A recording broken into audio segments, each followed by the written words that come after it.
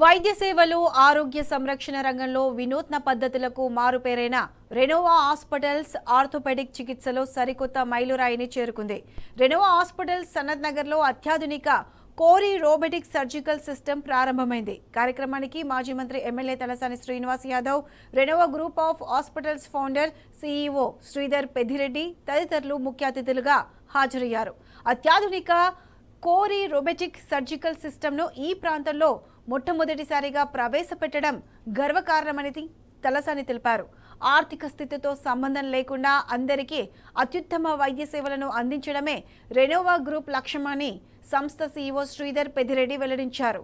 అటు ఆర్థోపెడిక్ రోగులు పూర్తి స్వస్థతతో ఇంటికి తిరిగి రాధాకృష్ణారావు చెప్పారు.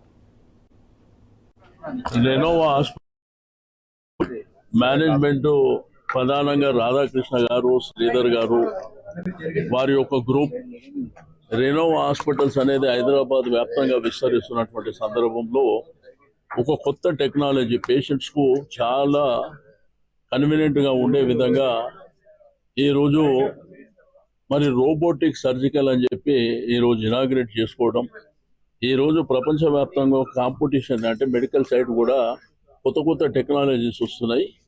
మీకేంటంటే ఈరోజు రోబోటిక్ సర్జికల్ అని మరి ప్రారంభించుకోవడం శుభ పరిణామం. ఈరోజు రెనోవా నీలిమా హాస్పిటల్లో అత్యంత అధునాతనమైనటువంటి రోబో సర్జికల్ సిస్టమ్ని అన్వీల్ చేశాము.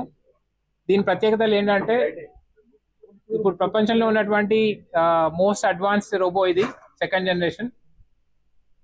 దీని ద్వారా మనం చేసేటువంటి ఆపరేషన్స్ అన్నీ కూడా తక్కువ సమయంలో తక్కువ కోతతోని చాలా త్వరగా రికవరీ అయ్యేటటువంటి సౌలభ్యం కలుగుతుంది ఈ రోబో వల్ల. ఇప్పటి వరకు ఈ లొకాలిటీలో ఇలాంటి రోబోటిక్ సిస్టమ్ లేదు, మనము మొట్టమొదటిసారిగా ఇంట్రడ్యూస్ చేస్తున్నాము.